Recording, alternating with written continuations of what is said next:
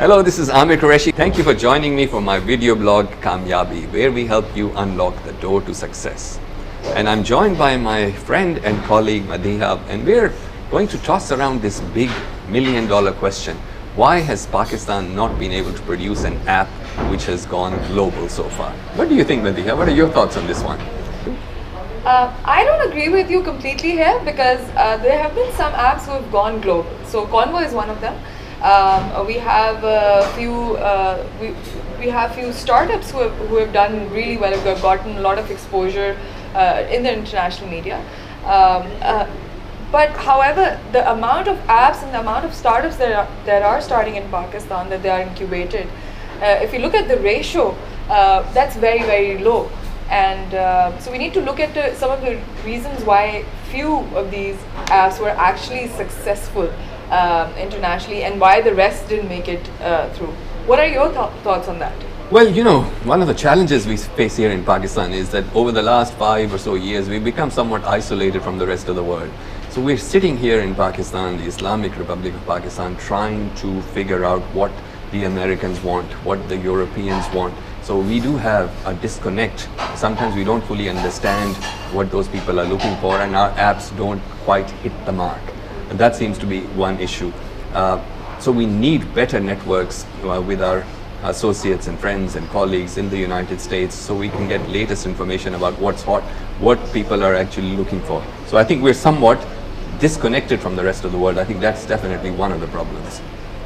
I agree, because I think if you're looking at the apps that have made it big, the reason was that they actually solved the problem, which was like a global problem, and they were able to reach out to a much greater market, and they were very smart when it came to their marketing practices as well. So these are some of the things to look.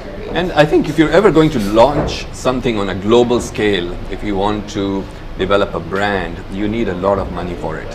So while social media has made it easy, but the chances of creating a product or an app which is going to go viral internationally, it's 1 in a million or 1 in a billion. I mean, the Gangnam Style thing only comes once every 5 years, or the 1 pound fish, or those kind of things that go absolutely viral.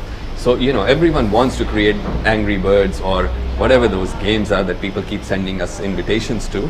But you need to have the capital as well, and that's another thing that restricts Pakistani startups. They don't have enough capital to be relevant on the global stage.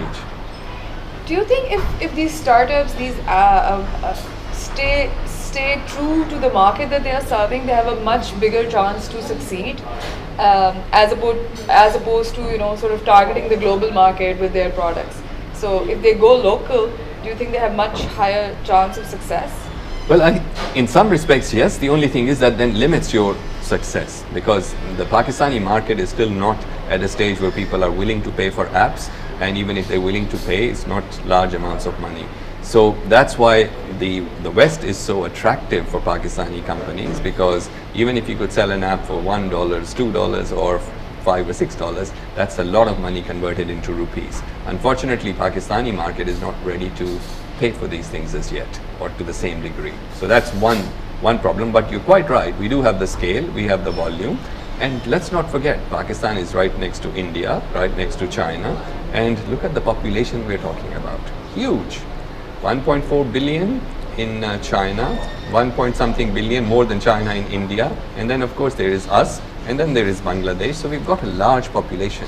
So maybe we need to change our thinking slightly and target this market as opposed to always looking towards the West. In your experience, what are some of the startups, despite all these difficulties, have reached their goals and have been a breakthrough in the industry? Well, in Pakistan, we have a few companies that have actually broken the ceiling, so to speak. And one of the first companies in Pakistan to really go global was NetSol, which is based in Lahore. Did extremely well, became a listed company and so on, yet it started with very, very humble beginnings. Companies such as Systems Limited and so on, I mean, these are now big companies, but they did start not that long ago and started generally from a very, very small, on a small scale. Another success story that you see, while it's not going international, but it's definitely going regional, is Rosie, which is the website. So they have launched in Saudi Arabia, for example, and they're doing quite well, and they've raised funding and so on. So there are many success stories, and more are starting to emerge. Well, Maria, thank you for joining me. Thank you for having me, Amer. This is Amer Qureshi. I hope you enjoyed this episode of Kamyabi, where we help you unlock the door to success. And coming to you from the Warehouse Coffee Shop in Jinnah Supermarket, and our special thanks to them for making this place available and for their hospitality. Join me next time. Until then, take care.